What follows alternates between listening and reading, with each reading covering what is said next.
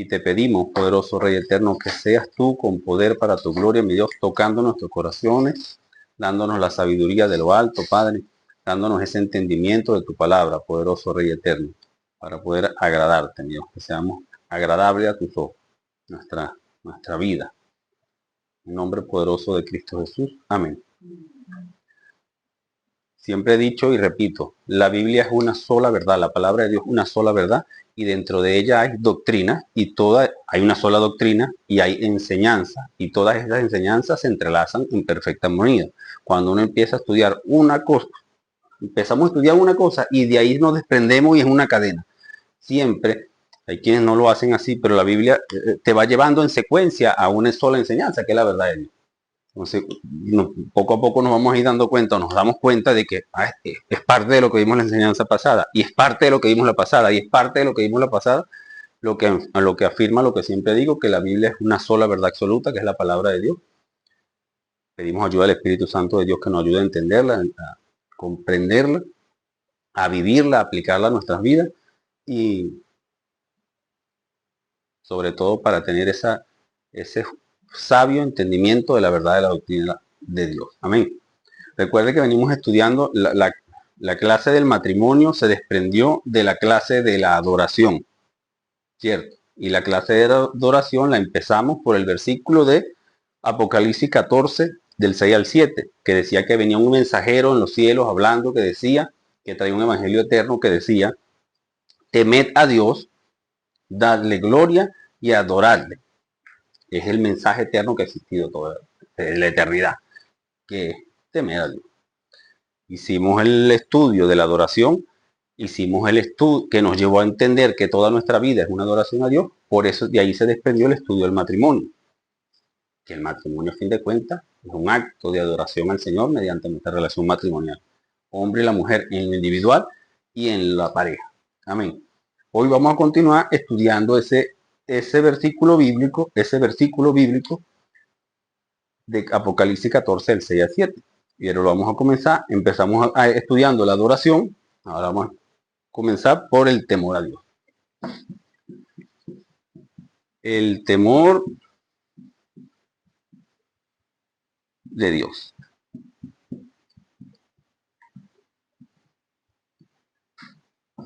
Muchas veces, lamentablemente hoy en día, hay mucha confusión en cuanto a esto. Y es un tema que ha venido como quedando rezagado en las iglesias. Siempre llamo reflexión a la iglesia. Cada uno de nosotros es iglesia en lo personal y en comunidad como iglesia. Y es un tema que ha venido quedando rezagado al final. Cuando se trata de abordar el tema, hay quienes dicen que no hay que hablar del temor de Dios porque cómo le vamos a tener miedo a Dios si es nuestro Padre que nos cuida, nos quiere. Y ha quedado como rezagado poco a poco. Vamos a ver que la Biblia dice que no es así, que debemos vivir en temor del Señor. Ahora, poco se habla de esta verdad y es muy poco estudiada. Y conforme van pasando los años vemos que no hay temor del Señor. Hay congregaciones, lamentablemente, que no tienen temor de Dios. No es que no vamos a festejar, no es que no vamos a hacer nuestra vida, no es que no vamos a alegrar, ni a celebrar un cumpleaños, ni a cantar una canción con mucha alegría en la iglesia, pero vamos a ver bíblicamente que tiene que ser con temor y reverencia, porque Dios es uno solo. De esa malentendido que hay, indiscutiblemente, repito, cada enseñanza es una cadena de las anteriores. Vimos en la vez, creo que fue la pasada, la antepasada, y veíamos en Génesis 3, que hay una muy profunda importancia en lo que tiene que ver con la doctrina.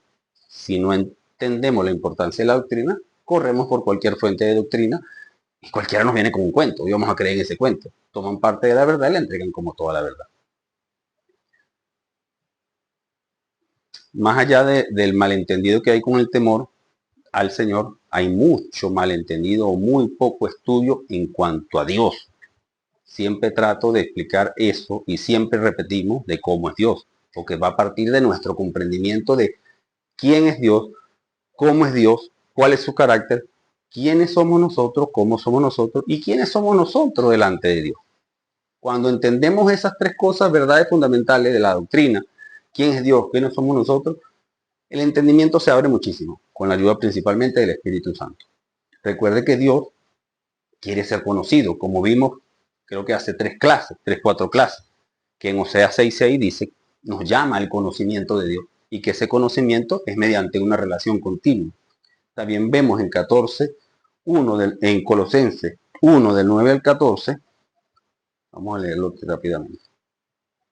Colosenses 1 del 9 al 14 dice, por lo cual también nosotros no cesamos de orar por vosotros. O sea, hay hermanos que oran por otros hermanos. Y de pedir que seáis llenos del conocimiento de la voluntad, de toda la sabiduría e inteligencia espiritual. O sea, no es un salto a ciegas en la fe. No es decir yo creo porque creo o porque mi familia creyó. Es inteligencia, lo que veíamos hace poco. Ese razonamiento que tenemos. Y dice la Biblia que nos van a demandar razonamiento, porque tú dices que crees eso y porque tú haces lo que haces. Llenos en toda sabiduría e inteligencia espiritual, para que andéis como es digno del Señor, agradándole en todo y llevando fruto en toda buena obra. Y creciendo, dice el versículo 10, en el conocimiento de Dios. O sea que constantemente, mientras más lo conozcamos, mientras mayor sea nuestra relación con Dios, más gozo va a haber en nuestro corazón y nuestro día a día. Dice, fortalecidos con todo su poder y conforme a la potencia de su gloria, para paciencia, y se desprende gozo, paciencia, todos los resultados de ese conocimiento del Dios que decimos que creemos. Amén. Eso era Colosenses 1 del 9 al 14. Entonces, repaso breve, rápido. ¿Quién es Dios? El creador de los cielos y la tierra. Hay 3 preguntas básicas, o 2 en resumidas cuentas. ¿Quién es Dios? ¿Qué creó? El ser autoexistente, infinito, inmutable, nunca cambia, todopoderoso, majestuoso. ¿Y cómo es Él? ¿Quién es Él y cómo es Él? El atributo del Señor, principalmente, que siempre es como el que une todos esos atributos y todo su carácter, es que es santo. Tiene ira, santa. Su amor es santo, muy diferente al amor que sentimos nosotros por nuestra pareja. Tiene ira santa, su amor es santo. Ese carácter que Él tiene, esa paciencia que Él tiene, cuando Él castiga, castiga. Cuando te da vida eterna, lo hace con santidad. Por amor a su nombre, dice la palabra. Entonces, dependiendo de ese conocimiento que tengamos de Dios, va a desprenderse mucha paz en nuestro corazón, porque vamos a confiar en Él completamente y nuestra relación con Él va a ser muy diferente. ¿Sí? Vamos a ver si es verdad. No es que no quiere que no nos gocemos, no es que quiere que andamos con miedo. Esta palabra es muy malentendida. Significa varias cosas, principalmente. Temor nos hace pensar en miedo.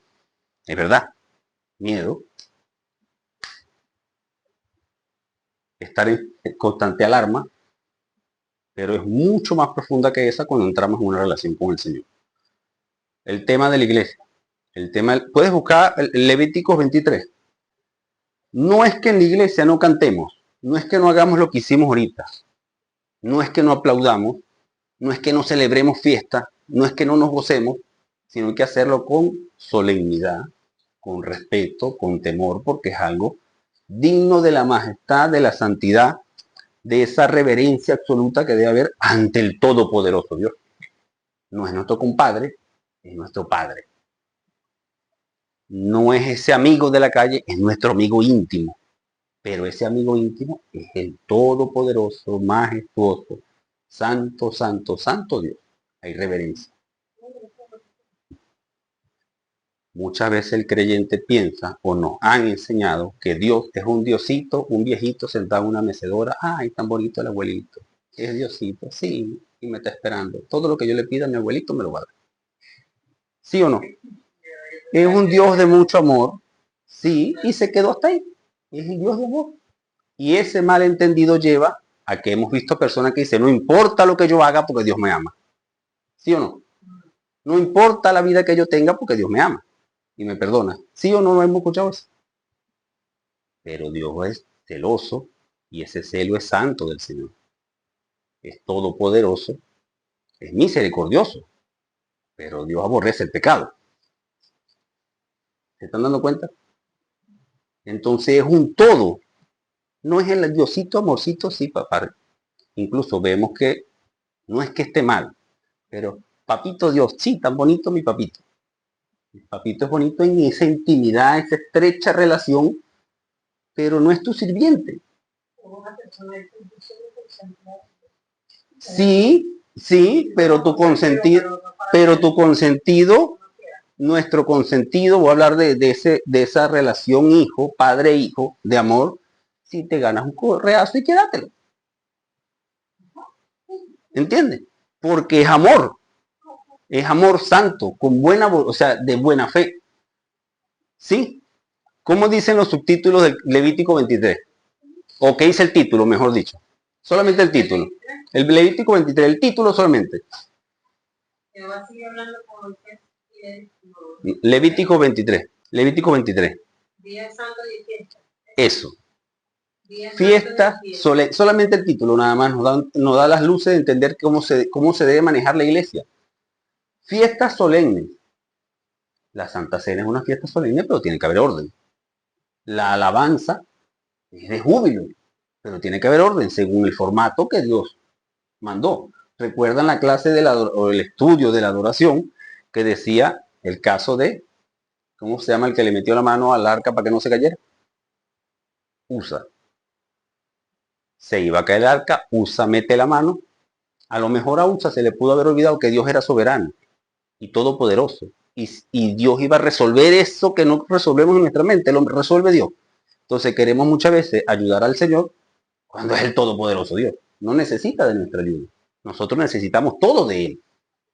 Y muchas veces volvemos al inicio de que dependiendo nuestra comprensión de quién es Dios, nuestra realidad va a cambiar.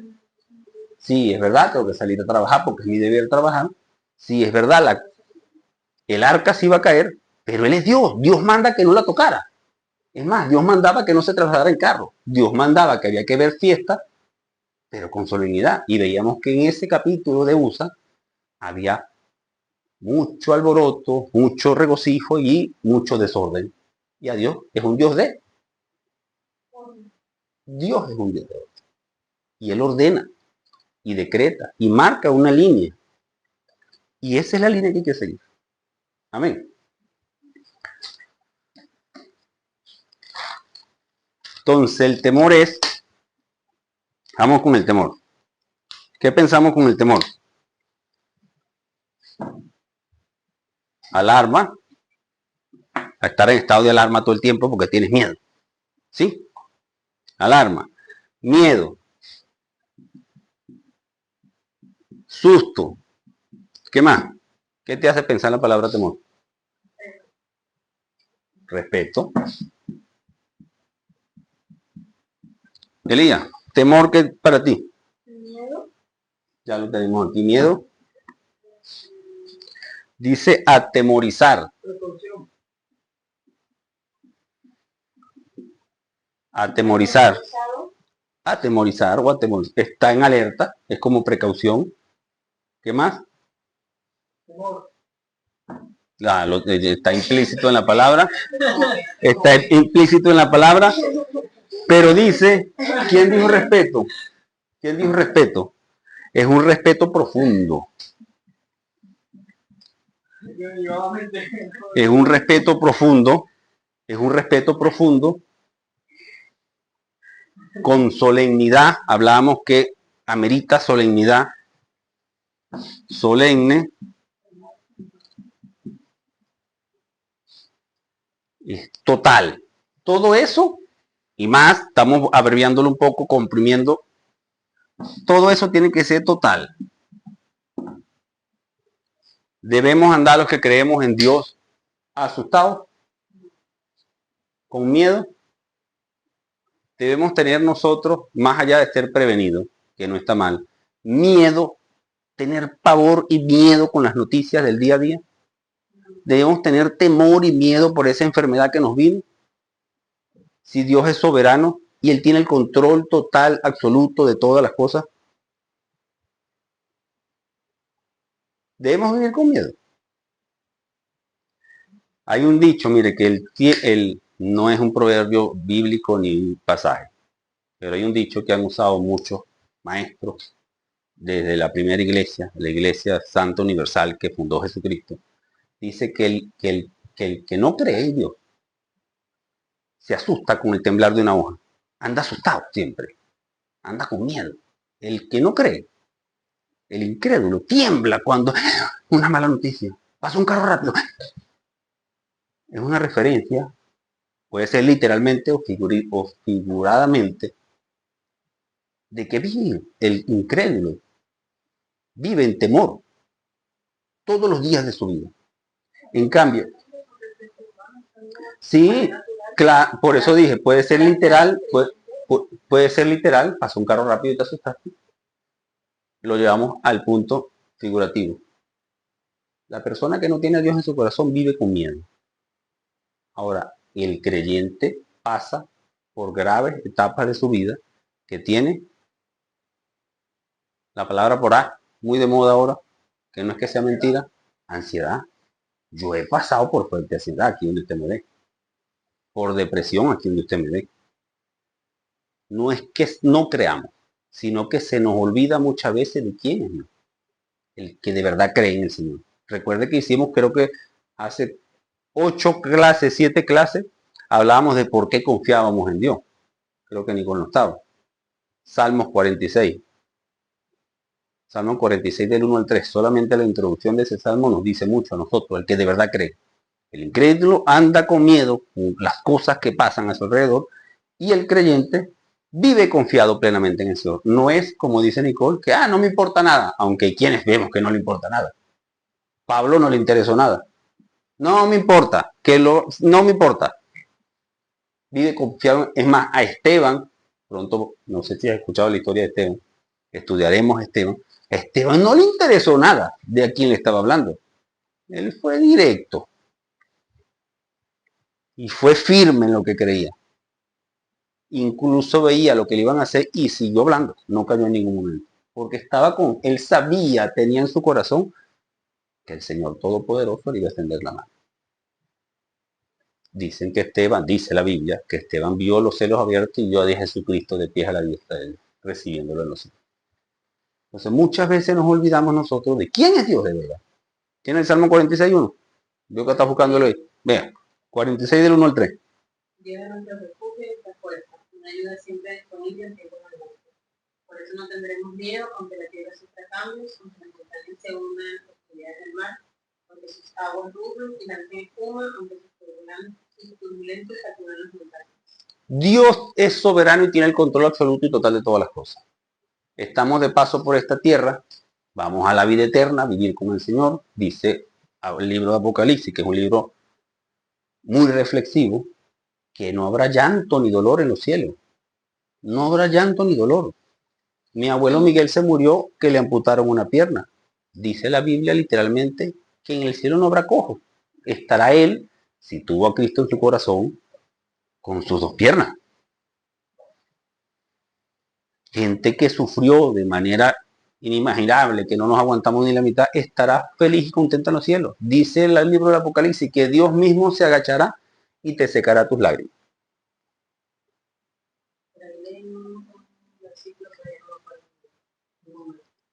Decía, te llevarás todo lo que existe en la tierra. O sea, como que me imagino por eso tienes que vivir como con el temor de Dios, porque al final eso es lo que vas a cosechar.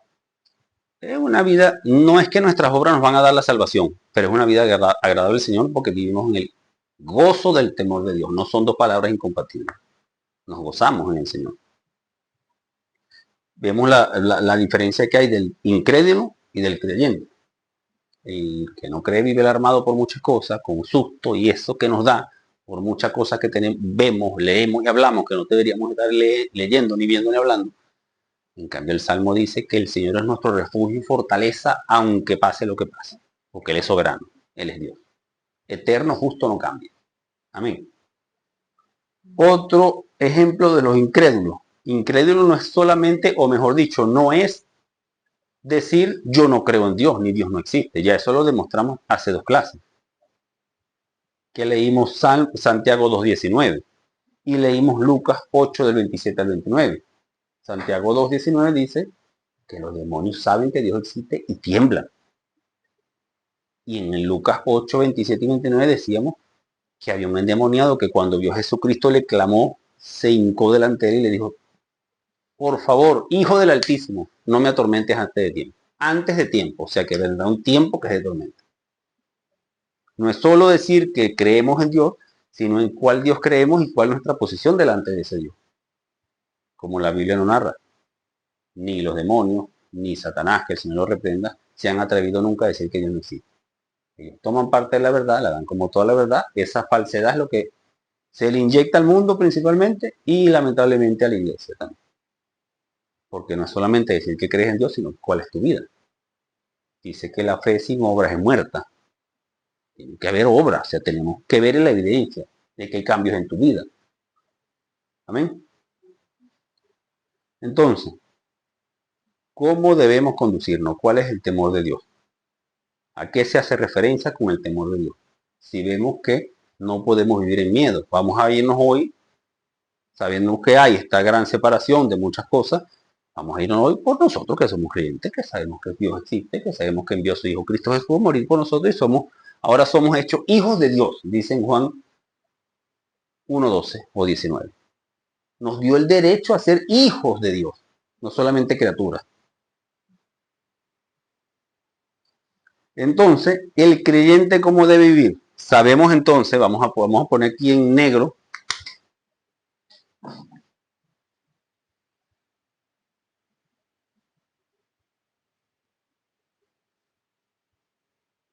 esto vamos a dejarlo medio, atemorizar, porque debemos tener temor del Señor, es la clase, ¿no? Pero el creyente debe vivir con un profundo respeto al orden de Dios, a los mandamientos del Señor.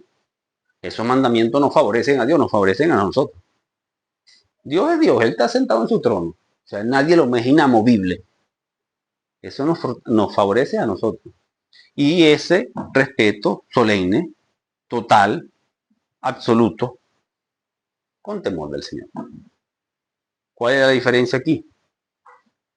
O atemorizados de pavor, de miedo, porque dice también una parte de la Biblia que es horrenda cosa es caer en manos del Dios vivo. Eso es al que no tiene a Cristo Jesús. Pero sabemos nosotros que no vamos a pasar por ahí. No vamos a pasar por ahí porque tenemos a Cristo Jesús como nuestro Señor y Salvador. Tenemos que tener esa reverencia profunda, ese respeto por Dios, es Dios Todopoderoso y me ama. ¿Sí?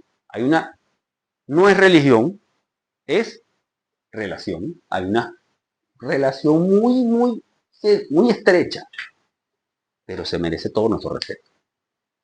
Ese es el temor del Señor, principalmente. Recuerdan que la clase pasada dije, cuando estábamos hablando del matrimonio, Efesios 5:21 decía, someteos unos a otros en él, y Cecilia leyó, en el temor del Señor. Pero yo no escribí aquí el temor del Señor. Si recuerdan eso, yo usé otra palabra. Cecilia leyó Efesios 5:21. Someteos unos a otros en el temor del Señor. Yo escribí aquí, someteos unos a otros en el amor del Señor. ¿Por qué? Porque ciertamente Colosenses 3:14 dice que el vínculo perfecto es el amor. De todo el carácter del Señor, el amor es Juan 3:16-17 que dice, de tal manera nos amó Dios. Es el vínculo perfecto, tiene que haber amor, con respeto, con santidad, con paciencia, con gozo, con paz, soportándonos unos a otros, pero ese es el vínculo perfecto. Si ven alguna foto o algún video se van a dar cuenta de eso. Cecilia leyó, somete uno a otro en el temor del Señor, que es todo esto, para el incrédulo, para los que creemos, perdón. Pero eso es el vínculo perfecto, de todo eso es el amor. El amor. Entonces nosotros debemos ir, lo haces, pero no hay un vínculo. Lo hace, pero es como un címbalo que resuena, dice en Corintios, ¿no? Si no hay amor, llego a ser como un metal que usted los tira ahí, sonó, pero no hay armonía, no hay esa música bonita. Lo hace. Pero ¿dónde está el amor? Que es el vínculo perfecto. Amén. Recuerde que ahora somos como creyentes en Cristo Jesús, somos hijos de Dios por derecho, legalmente. No es que nos hacemos creer, no. Creemos en nuestro corazón, confesamos con nuestra boca que el Señor es el Señor, que Jesucristo es mi Señor y mi Salvador. Lo reconocemos, no es que lo hacemos nuestro Salvador. Él es el Salvador, el Señor. Nosotros reconocemos ese poder y esa autoridad. Cuando decimos eso en nuestro corazón, con nuestra inteligencia, y lo expresamos con nuestra boca, con nuestro entendimiento, que reconocemos dónde estábamos, de dónde nos sacó, eso nos da derecho a ser legalmente hijos de Dios. Ya no somos solamente criaturas. Puede que Dios creó muchas cosas, pero ahora somos hechos legalmente hijos de Dios. Ya hay un vínculo de padre e hijo. Ese padre bonito que decíamos al principio, sí, es un padre bonito, pero con temor, con reverencia. Entonces, como hay nueva vida en Cristo Jesús, dice que estamos revestidos, ¿no?, de Cristo Jesús. Mira cómo lo narra Isaías. ¿Dónde está Isaías?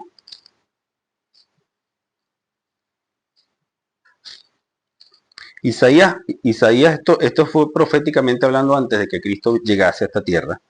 Y dice, posará sobre él el espíritu de Jehová, espíritu de sabiduría, de inteligencia, o sea que vamos a pensar las cosas con mucha sabiduría, espíritu de consejo, de poder, espíritu de conocimiento y de temor de Jehová, principalmente a Cristo. Recuerde que ahora somos nueva criatura en Cristo Jesús y somos revestidos de Él.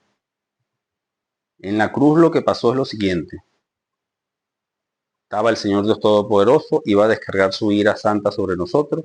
Viene Cristo Jesús a la cruz, se muere y paga por nosotros. Esa ira santa del Señor es descargada en Cristo Jesús. Ya nosotros somos hechos justificados ante Dios. Podemos presentarnos delante de Dios todo Padre Todopoderoso, no por nuestra obra, no por nuestra justicia, no por nuestras vestiduras blancas, sino que Jesucristo se puso todo lo asqueroso de mi pecado, Eric Gómez, y Él me puso su justicia, su lino fino a mí. Revestido de Él. Si no, no aguantaría ni una milésima de segundo delante de Él. Y le hará entender diligentemente el temor de Jehová. Si somos en Cristo Jesús con ese Espíritu Santo que Dios, recuerda en la clase del nuevo nacimiento por el Espíritu Santo, tenemos ese Espíritu Santo que nos da esa sabiduría, debemos tener ese mismo temor que tuvo Cristo Jesús por el Santo Padre Celestial, nosotros tenemos que tenerlo por nuestro Santo Padre Celestial. Amén. Claro, sí, es que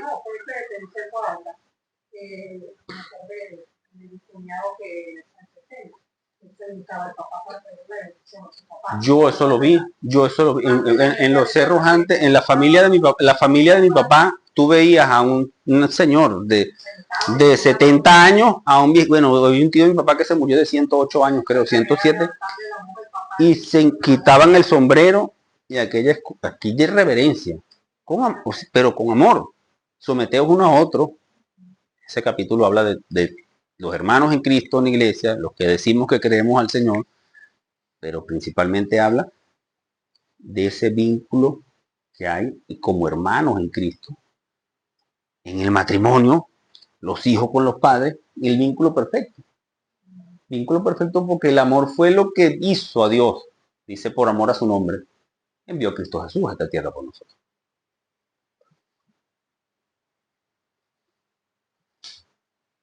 Entonces, ¿es miedo con el que tenemos que vivir?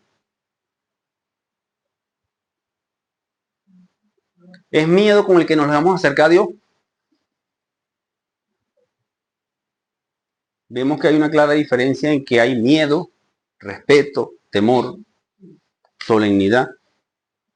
Cuando se habla del temor a Dios,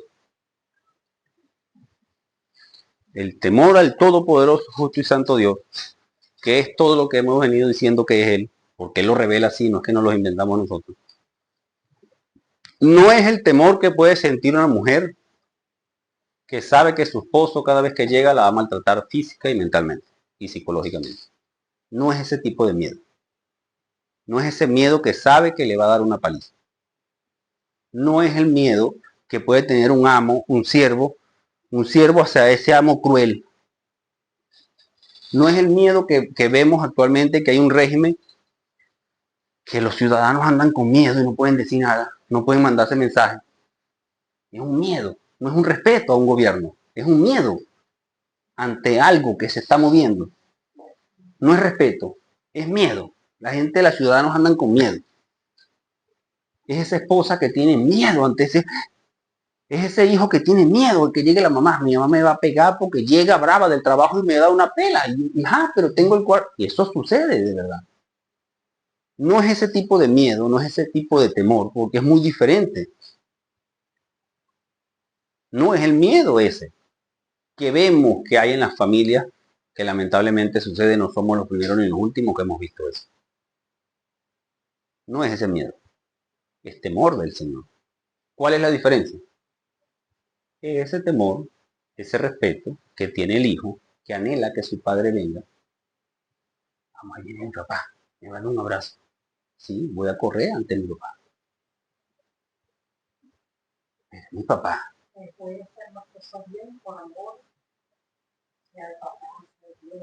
Es mi papá.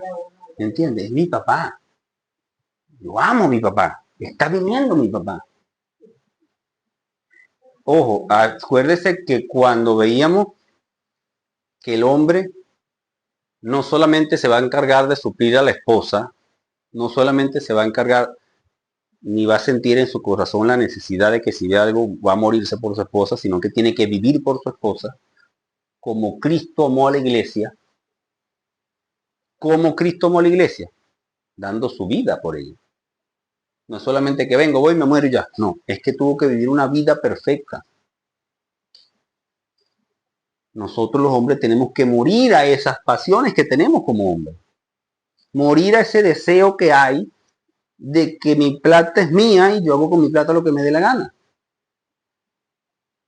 Y que si no estoy con mi esposa, no ando con ella, puedo mirar a las que yo quiera. Es ese temor al Señor que debe invadir nuestro corazón de hacer las cosas bien, por amor, de en la manera en que Cristo amó a la iglesia, sacrificándose a sí mismo, pudo haber hecho muchas cosas, pero él no le coqueteó al mundo, no hizo lo que el mundo decía, sino lo que su Padre Celestial Dios ordenaba que se hiciera.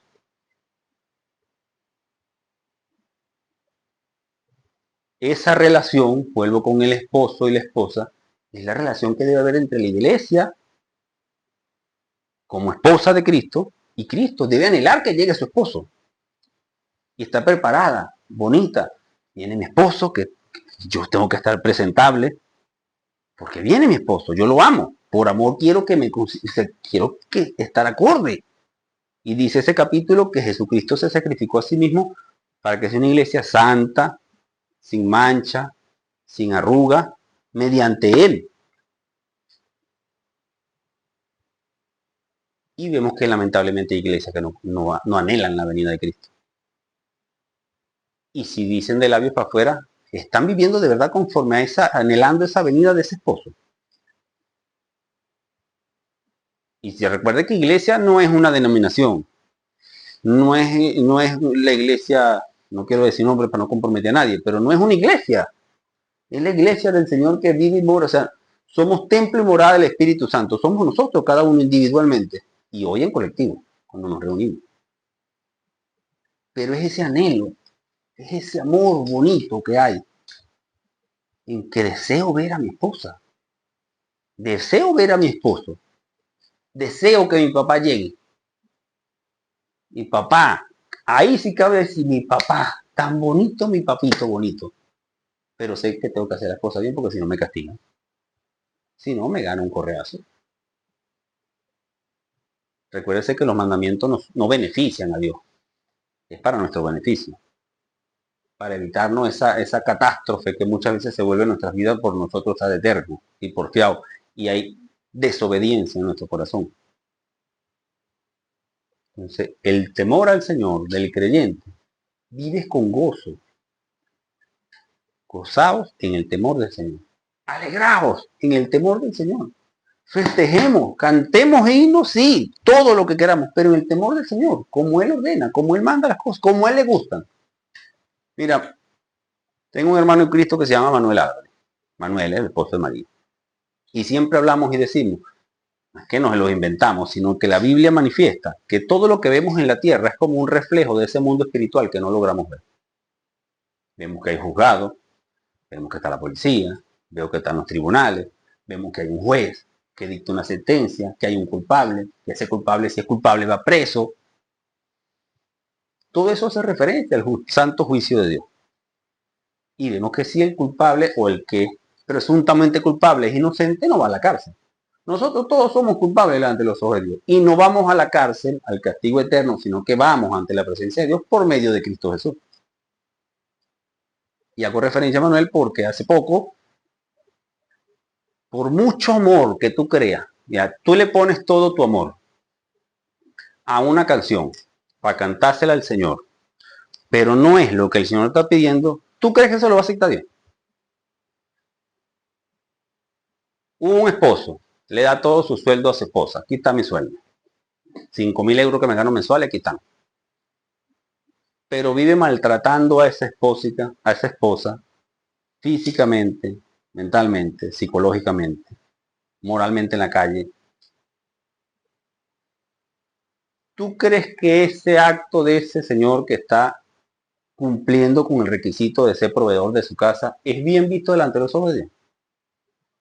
Si al Señor no le gusta el caso de en la adoración de Nadab y Abiú, innovaron en la adoración y Dios no quería un juego extraño. Yo no quiero una cosa extraña, yo quiero lo que esto.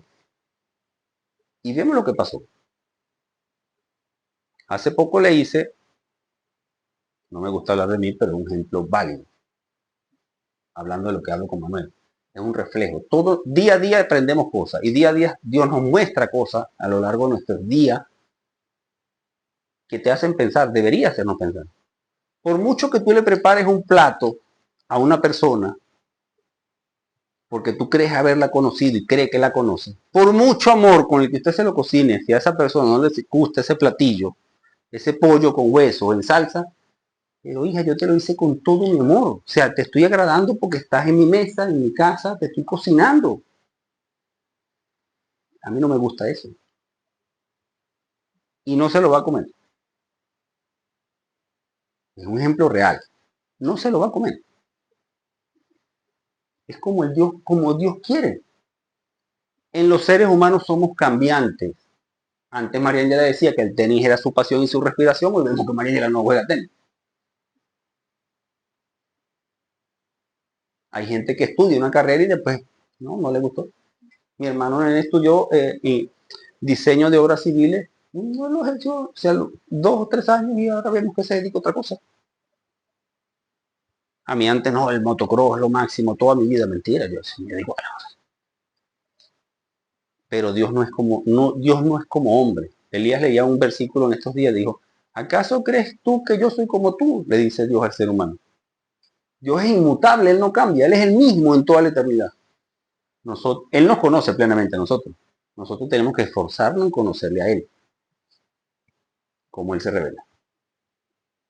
Es inmutable, no cambia, soberano, todopoderoso, paciente, con amor, con ira, con celo, pero santo, santo, santo. Por mucho que nos esforcemos con un reggaetón, con un ritmo todo extraño y con unos movimientos todo locos que se ven ahora hoy en día en unos púlpitos, en una iglesia, eso es aborrecible al ojo del Señor. Lo vimos en la clase de la adoración. Entonces muchas veces creemos que estamos adorando a un Dios. ¿A cuál Dios estás adorando? Adorando, entre comillas, porque vimos lo que era la adoración.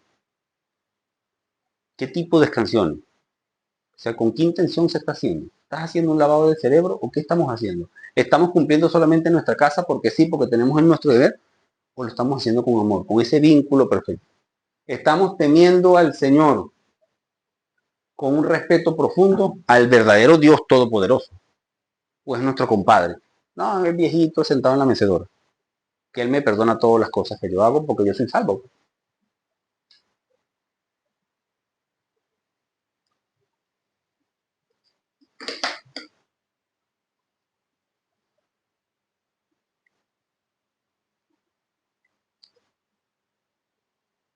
En el libro de Job, dice Job 28, todos queremos ser sabios, todos queremos ser inteligentes, todos queremos hacer las cosas bien. Le pedimos a Dios, Dios, dame sabiduría en esta toma de esta decisión. Y queremos tener dinero, creo yo que todos queremos tener dinero para vivir una vida tranquila, sin preocupación, poder comer bien, no solamente llenarnos el estómago con una comida que te llene, sino alimentarnos bien.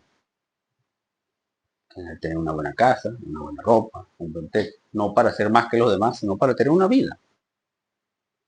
Eso no está mal.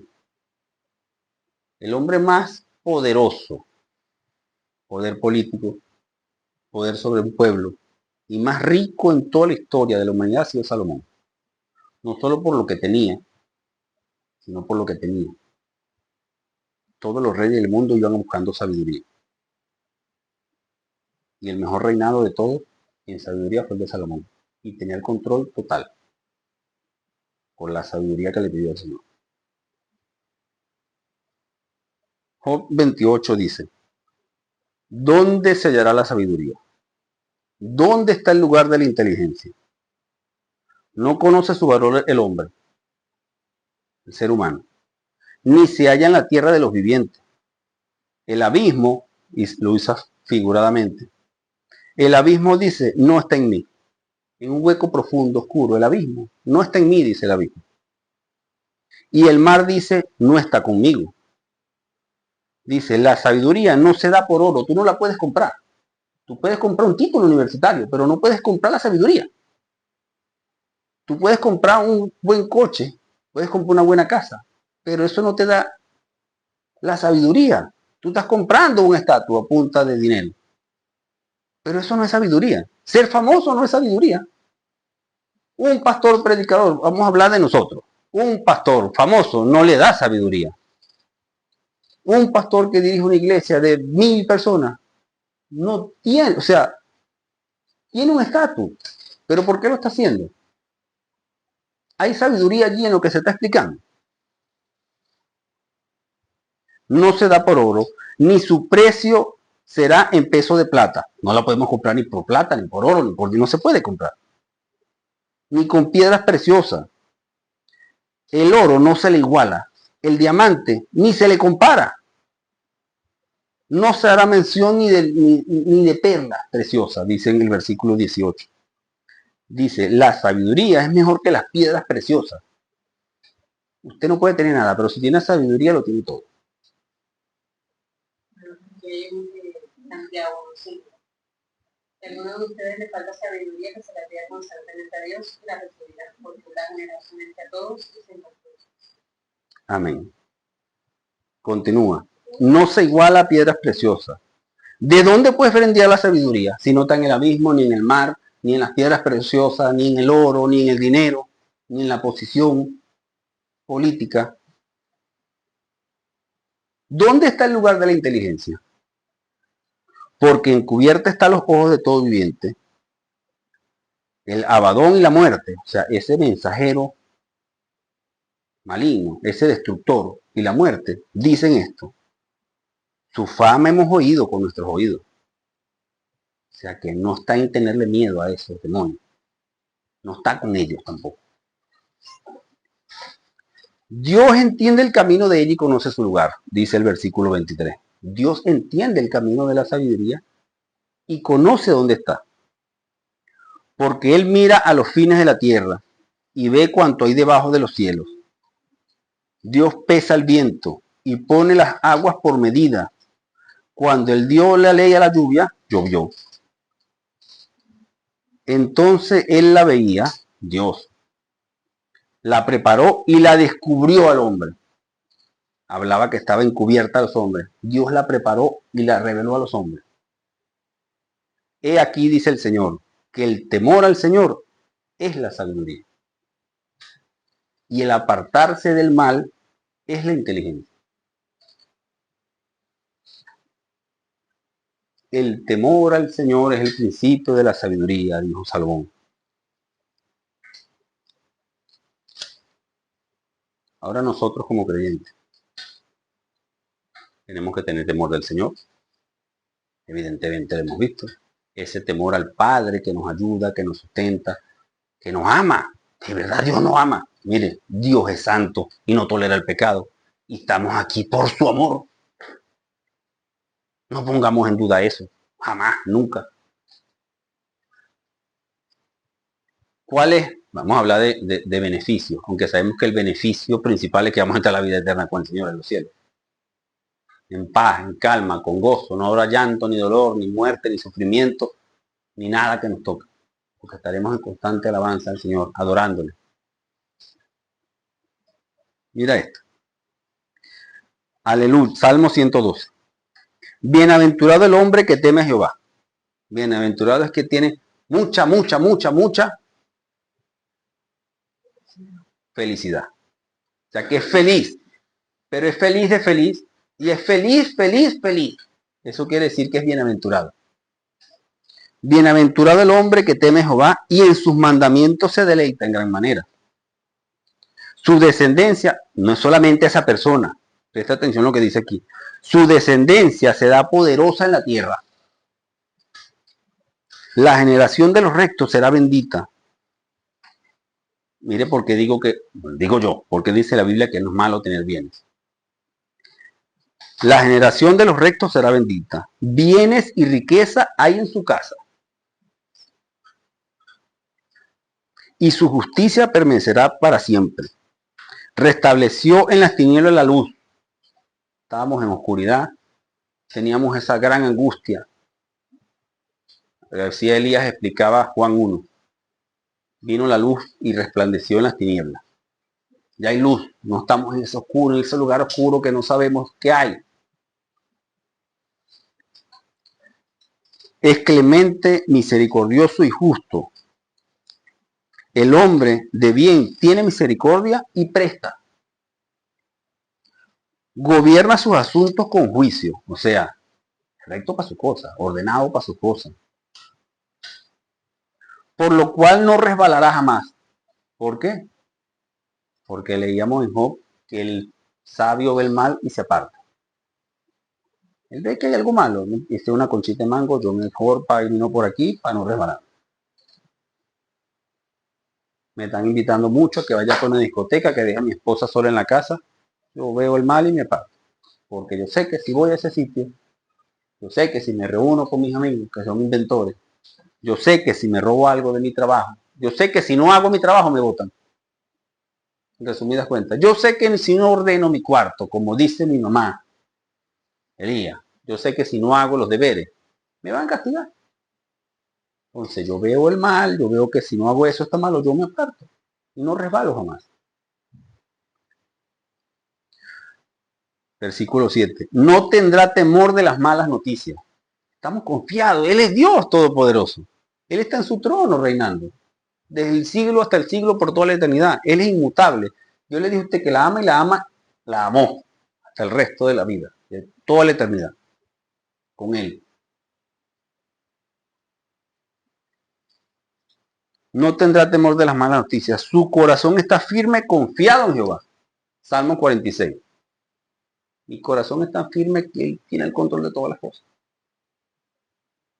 Mi corazón está firme de que en esta tierra estamos de tránsito. Vamos a la vida eterna. Por medio de Cristo Jesús. Asegurado está su corazón, no temerá. Hasta que vea a sus enemigos. Mira, sus enemigos van a desear estar como Él. Reparte. El hombre que teme al Señor, con esa sabiduría del Señor, reparte. Da a los pobres. Su justicia permanece para siempre. No, mi justicia no es mía. Es una vestidura que me da el Señor. Si ando en el temor del Señor. Su poder será exaltado en gloria. Lo verá el impío, o sea, el pecador, ese, el que no cree. Lo verá el impío y se irritará. Crujirá los dientes y se consumirá de deseo. Porque el impío va a desear estar, por mucho dinero que tenga esa persona, por mucho poder que tenga ese gobierno, por mucho que ese enemigo en mi trabajo, por mucho que ese enemigo, esa persona que me ve en la cuadra, en el barrio, tenga muchas cosas que pensemos que tiene por encima de nosotros. Ese temor nos va a hacer tener sabiduría. Y hemos visto bíblicamente que la sabiduría es la reina de todas las cosas. Te mandé algo de tu abuelo Tomás y no lo has leído. La sabiduría. Dice el libro de Proverbios que es mejor un bocado en una casa tranquila y en armonía que un banquete eterno en una casa llena de golpes, de discordia, de gritos, de pelea, de maldiciones. Y tú eres, y tú sí, aquella pedí los gritos del niño asustado con el papá, que sabiduría. Recuerde que todo tiene que ver. No hay tema aislado en la Biblia.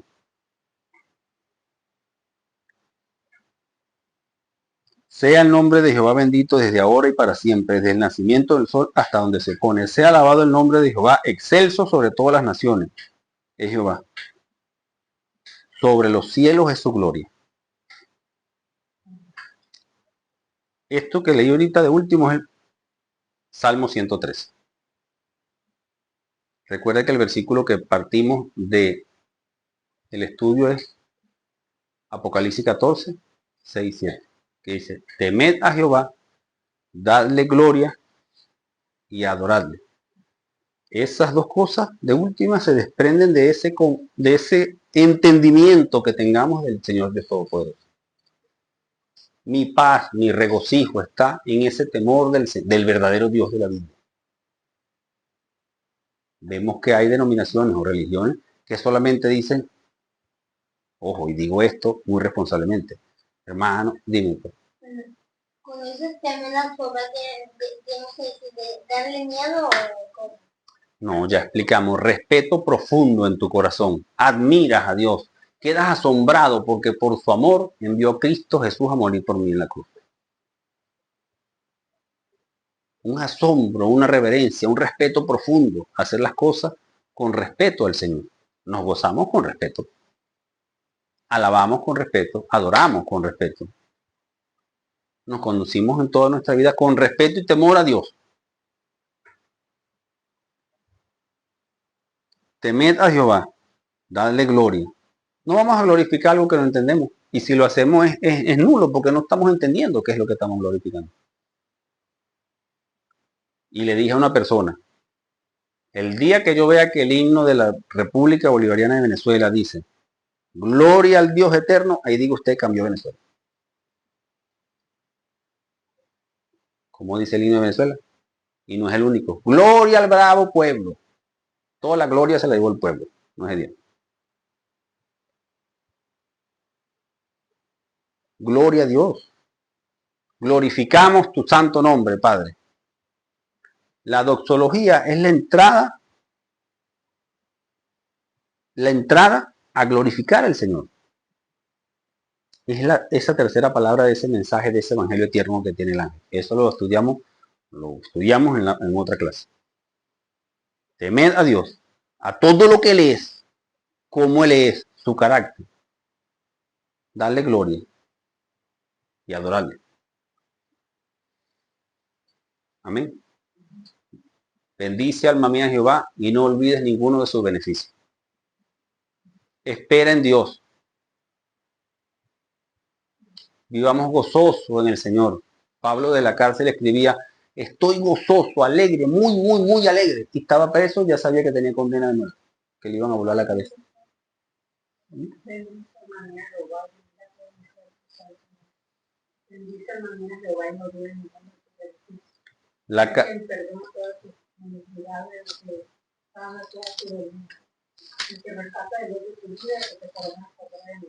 Se le acordó porque lo cité, ¿verdad?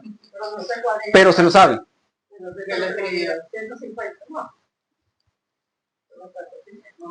Mira como dice el Salmo 3.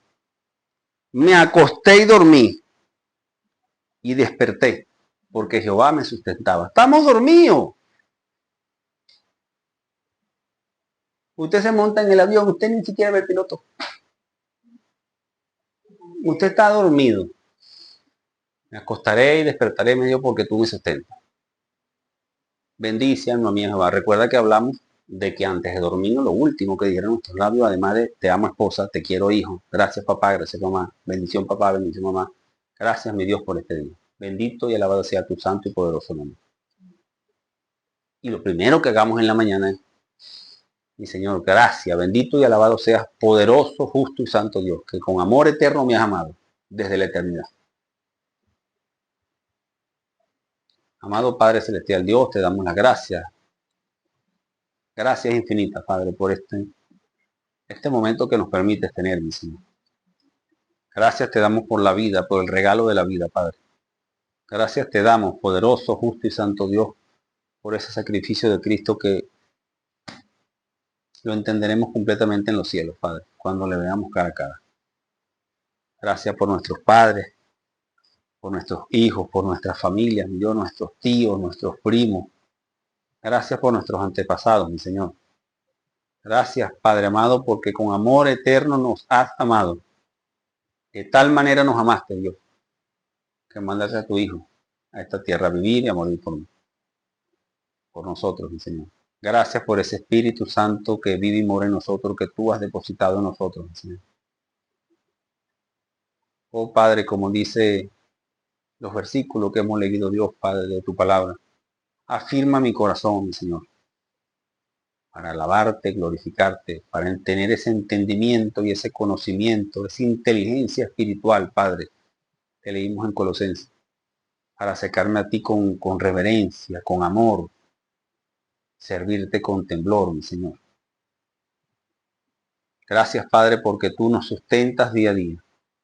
Gracias, poderoso Rey eterno, porque tú, amado Padre Celestial Dios, nos has dado el regalo de la vida, Padre. Nos cuidas, nos mantienes, nos sustentas, nos guardas, mi Señor. Gracias, Padre, infinitamente gracias, mi Señor, por lo que somos, por lo que seremos, Padre. En nombre de Cristo Jesús, amado Dios, clamamos a ti por nuestra familia. Cuida a nuestros padres, a nuestros hijos, a nuestros familiares.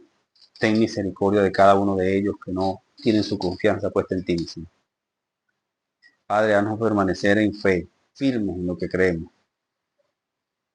En nombre de Cristo Jesús, poderoso, justo y santo Dios. Amén.